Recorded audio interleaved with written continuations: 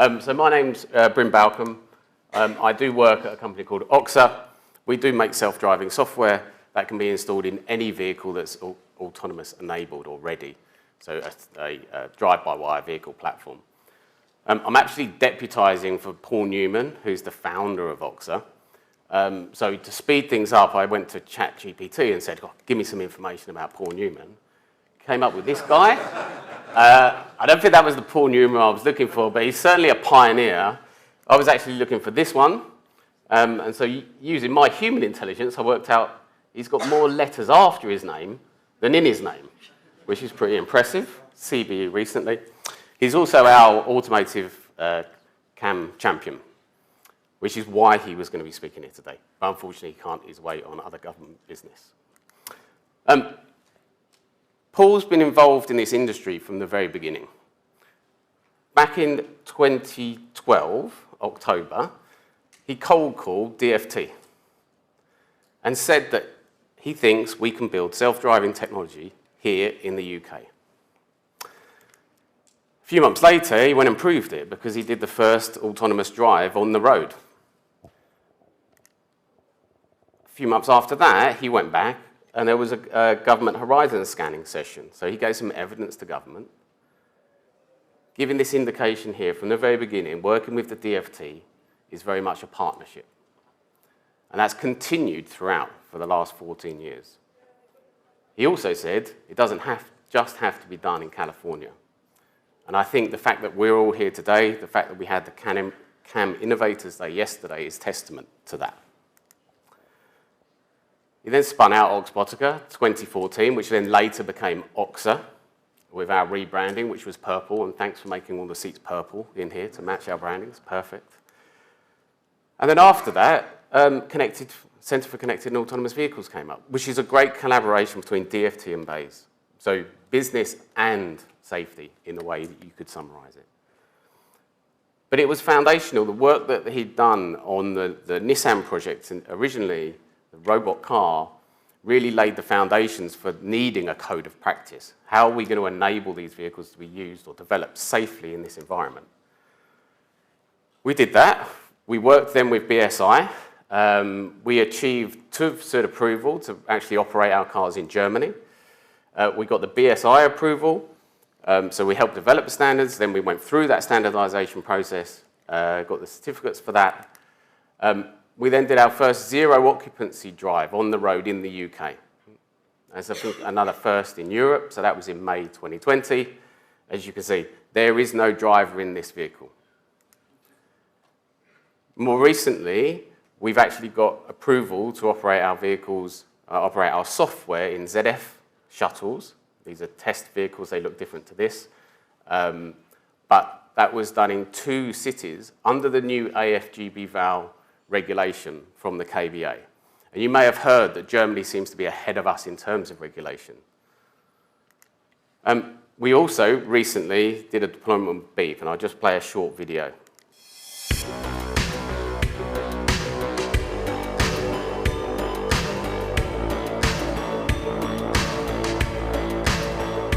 Partnering with Beep distinguishes both companies as first movers as we unlock the benefits of autonomous shared passenger transportation right across the United States.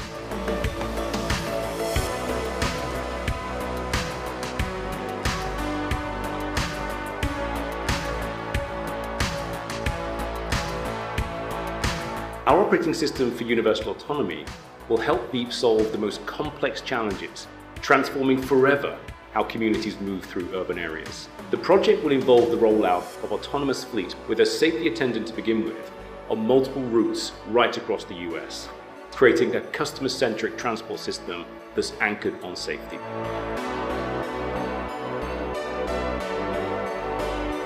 The advanced capabilities that are represented in this platform are really going to enable us to expand the operating design domain of where these vehicles can ultimately service.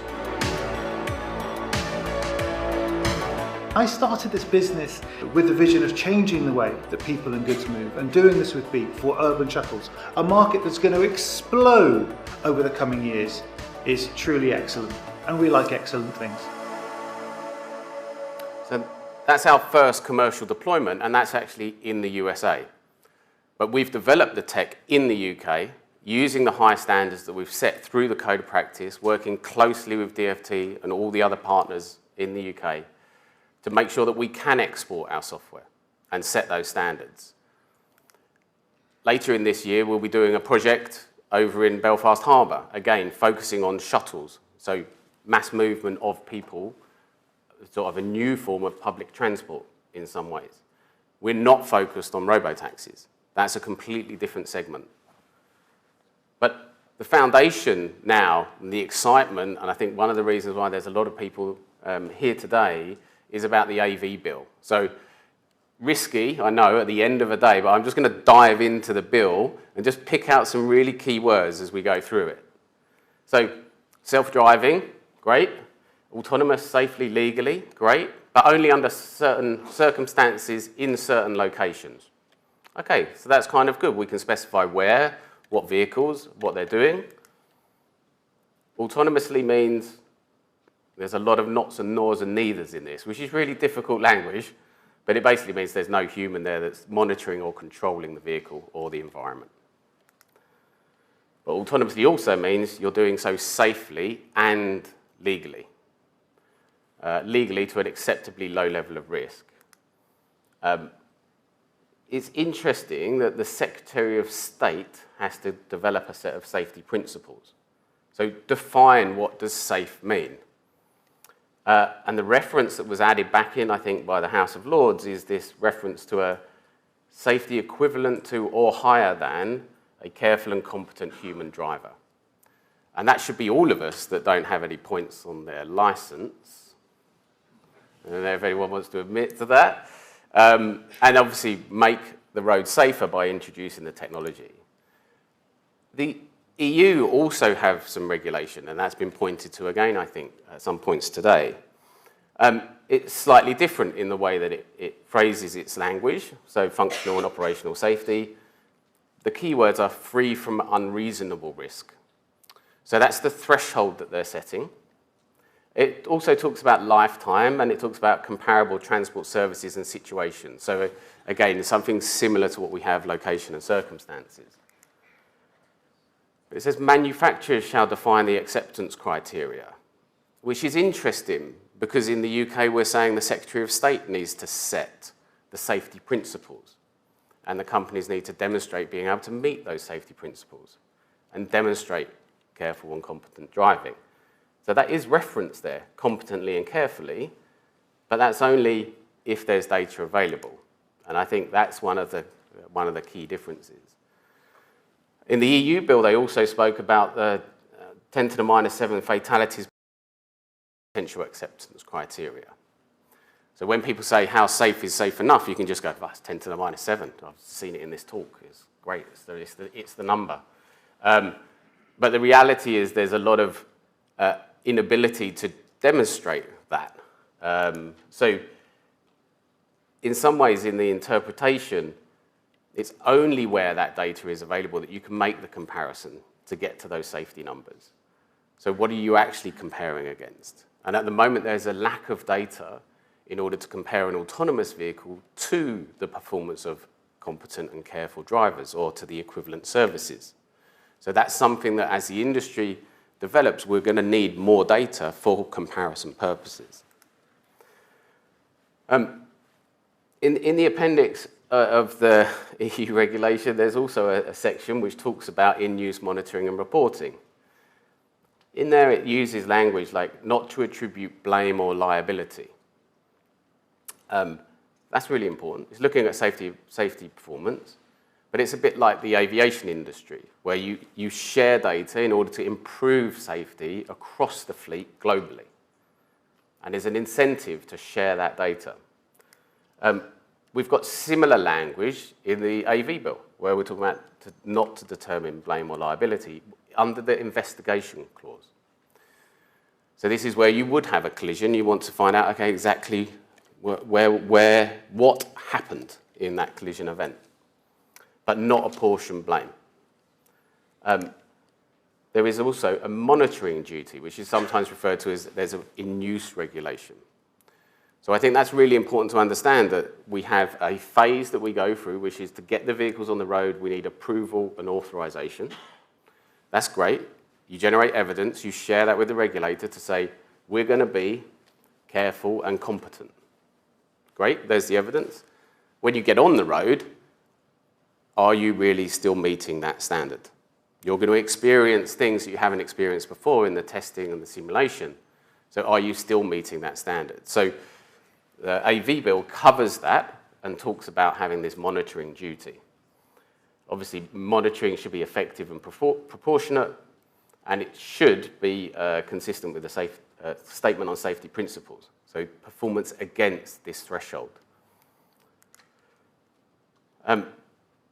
With incidents that occur that are being under this monitoring clause, we're really looking for potential regulatory sanctions. So what powers do the government have should the AV be involved in an incident and they feel they need to act in order to make it safe? And it only occurs under certain situations, so occurrence of a relevant incident, causes of those incidents, and then enforcement powers that can be used by the regulator. And under those enforcement powers, they're able to vary, suspend, or withdraw the authorization. So if you're operating the vehicle, there's been a serious incident, serious enough, you can have your license withdrawn, and you're no longer able to operate. We talk about airline industry and say, oh, the fleet has been grounded. So that could be a suspension. That could be something that is applied in order for then the AV company to go away, fix the problem, generate evidence to say that actually we knew what the problem was, we fixed the problem, we're safe to go back into that environment. Vary may be something like, okay, but the accident occurred at night, or it occurred on this particular route, and therefore you're not able to operate at night until you have evidence that you're safe to operate at night. So there's various powers, and they've got under sort of unilateral grounds is the sort of language. Unilateral grounds then means committed a traffic infraction or no longer satisfies the self-driving test. So this is where the vehicle's like falling below the standard that we've agreed as an industry and agreed as we've launched the vehicle into service. So there's been some discussions today about how do we build trust. There's been discussions about data sharing. Paul, again, gave some evidence back in 2022 saying that explainability has to be the foundation of being trustworthy. Well, what does explainability mean in that sense? So in this, I used to work in Formula One, so I kind of like my Formula One references. Reminds me of my old days. Who's at fault? What happened? Where did it happen? When did it happen? How can you prevent this from happening again? How can we learn from this collision? I don't know if anyone wants to hazard a guess who is at fault and who these drivers are. Some of us will know. So that's Max Verstappen. As a Lewis fan, yes, it was Max's fault. And the FIA said it was Max's fault, so I'm backed up. But the interesting thing, if you just break it down and we try and simplify it in order that we can engage with the public, and when I say public, I often think, how can I talk to my daughter about this? How can I talk to my wife about this? They're not in the industry. And it's kind of like, oh, well, it's very simple. It's like, well, what happened? What was the event? When did it happen? Where did it happen? Who was involved? And why did it happen? You know, what were those causes of that? They're very simple questions for us to ask. And it seems reasonable that the public will ask those questions of us if there are incidents. And they'll expect a regulatory framework to be able to access the data to answer these questions. So what the event was, I showed you a still image of that collision. It doesn't really tell you anything. You can see Max is on top of Lewis, but it could have been Lewis drove into Max. To see that, you have to look at how the vehicles interacted with each other over space and time. Yeah? Where were they relative to the road? Where were they relative to each other? What were the actions that they were taking? So that's spatial and temporal information that needs to be shared. The time is pretty simple. The location is pretty simple. Who was involved? You can look at that in various different ways, but road user classification is a really important one, but it can also be the individual identity of the vehicle, for example. You could argue it could be the identity of the software that's in that vehicle. And then why did the event happen? Now, in the Formula One environment, why the event happened is something that you can look at objectively from all the cameras outside of the vehicle that gives you that sort of space and temporal reference. So, okay, it's a bit like VAR. It's kind of, we can see what's happening. But when you get into the why, you start to get into, but what was the driver's intent? What were they thinking? What did they know about the environment? And in Formula One, that means you go to see the stewards. After the race, you've had the incident, you have to go and explain what happened. Often that's supported by the team that provides some data, some evidence, digital evidence, of what the incident was. Very limited in Formula One in comparison to an automated vehicle, because the world model that's built up is in the driver's head. The only way to extract that is through verbal conversation. So when we start to get down to why the event happened, when we're looking at automated vehicles, it's really, at the fundamental level, what did the vehicle understand about the world? Where did the vehicle think it was? Where did the vehicle think the other road users were? How did it respond in accordance with that information? So in the EU regulation, in the interpretation, they do touch on the who, the what, the when, the where, but the why is currently left out. There's not enough data there to explain why the event happened, to look at the causes of that. But there is an extension, so there is this ability to request additional data. So that would be supporting data, and data that then should be shared in an agreed exchange, file exchange format. There's work going on at the UN looking at DSSAD, which is effectively the black box for automated driving. The amount of data that currently records is insufficient to do this level of explanation we just looked at for the event itself. But there are changes coming. There might be some improvements to that. I was also involved for 3 years. I ran a focus group at the ITU. The ITU work really focused on what data is required and how do we extract that from automated driving systems. How do we make sure that that's something that OXA can share, that Wave can share, that Waymo can share in a standardized format so that the in-use regulator can compare the data from these different vehicles. In actual fact, the way we wrote the standard that's going through at the moment was to make sure you could even compare that to data from a smart intersection. So we're here at the connected and automated mobility. You'll hear cooperative connected automated mobility. If we start to project into that future where we have other vehicles that can share data, they should all be doing so on the same data format. That makes comparison super simple. It means that you could have an accident investigator turn up to the vehicle, press replay, and be able to see what the vehicle thought it was seeing. It doesn't give you the second level of why, which is why did it think that that object was a person? That's something that's very proprietary to each AV company. It's really difficult to standardize that level of data. So that has to be the responsibility of the AV company. But the reality is, if you're involved in a fatal collision and you get a suspension, you now need to remove that suspension. So you need sufficient data to be able to explain why that suspension can be removed. So it is incumbent on the AV developers to collect that information and to be able to answer those questions. So one of the things I wanted to highlight, and it really surprised me when I looked at it actually, it's almost 6 years ago when the Elaine Herzberg fatality occurred. Now, some of you may, if you've been in the industry from the early days, you'll know about this incident. But it was the first as a fatality of a pedestrian that was crossing in front of an automated vehicle that was under testing, so it had a safety operator. But one of the things I wanted to highlight is it took 19 months to do that investigation. So yes, we have an investigation branch, we have investigative powers, but do we want to target 19 months to be able to explain what happened, to be able to learn from that? And I think that's one of the challenges that we need to think about when we move into the secondary legislation stage, is how can we make sure that that flywheel of safety improvement through in-use monitoring actually works? Because that could lead to a grounding of a fleet for 18, 19 months. There's no company that's going to be able to survive that or take out an insurance policy that's going to enable them to wait for that long for an investigation if they've been suspended. So we think about this approval cycle as being really short.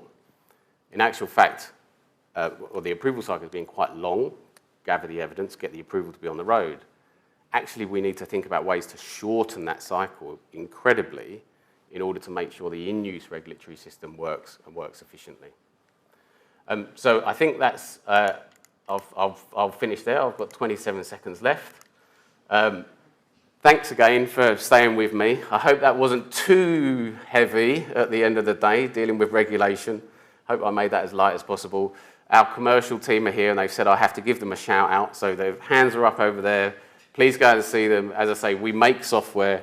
We can install that software in any vehicle. So if you have a vehicle that you want to enable autonomy with, if you have a service you want to enable autonomy with, please come and see our commercial guys or email them at the contact details below. So thank you very much.